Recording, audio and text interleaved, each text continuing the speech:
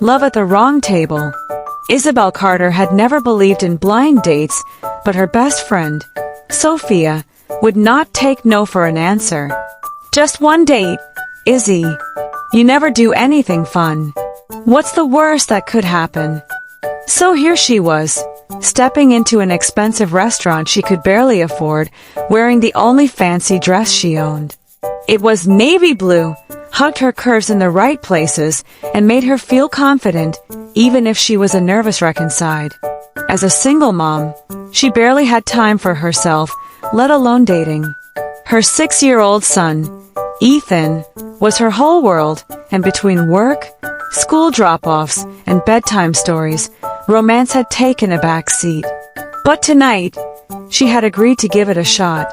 Sophia had told her that her date, Greg, would be sitting by the window in a gray suit. Spotting a man who matched the description, Isabel took a deep breath, walked over, and slid into the chair opposite him. "Hi. Sorry I'm late," she said with a warm smile. The man looked up from his glass of wine, his dark eyes studying her. He was handsome, with a strong jawline and the kind of presence that made people take notice. "No problem at all," he said smoothly. "I wasn't expecting company, but I can't say I'm disappointed." Isabel frowned. "You're Greg, right?" He chuckled, setting his glass down. "Afraid not. But if Greg's as lucky as I am, I'm sure he'll be here any minute." Her cheeks turned red. "Oh my God, I sat at the wrong table, didn't I? I am so sorry."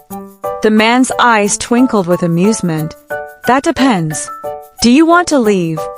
Before she could answer, her phone buzzed. It was a text from Sophia. Greg had to cancel. "I owe you big time." She sighed. "Actually, my date isn't coming." The man leaned back in his chair, his smirk widening. "Well then, maybe fate brought you to the right table after all."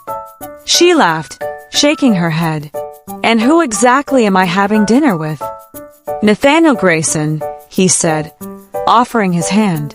"But you can call me Nate." Her heart nearly stopped. Nathaniel Grayson, the billionaire real estate mogul? She had read about him in magazines. Still, she shook his hand, trying to act normal. Isabel Carter. Lovely name. "So, Isabel, do you believe in fate? Because I think we were meant to meet tonight." One dinner turns into something more. That dinner stretched into hours. Nate was nothing like she expected. He was charming, but not in an arrogant way. He made her laugh until her stomach hurt. "So, what does a billionaire do for fun?" she teased. "Sit in a vault counting money. Have gold bars as paperweights." Nate smirked. "I tried swimming in a pool of gold coins once. Turns out, cartoons lied. It's painful." She giggled, shaking her head. "So, no gold coin diving." "Noted." They talked about everything: work, life, and her son, Ethan. Nate seemed genuinely interested, not just nodding politely but asking real questions. By the end of the night, Isabel had forgotten she wasn't supposed to be there. When he walked her to her car, she realized something surprising: she wanted to see him again. A slow but steady love. Days turned into weeks. Isabel kept expecting Nate to lose interest, but he didn't. He called, texted, and showed up for surprise coffee dates. Most shockingly, he adored Ethan. One afternoon, she found Ethan sitting at the kitchen table, flipping through a comic book with intense concentration. "What are you up to, buddy?"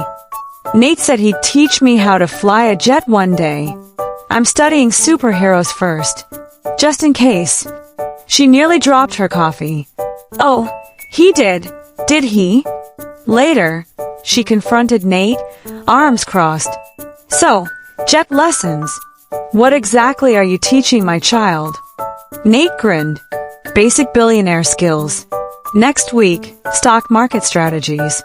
She rolled her eyes, but she couldn't deny it. He had become a part of their lives. And that terrified her.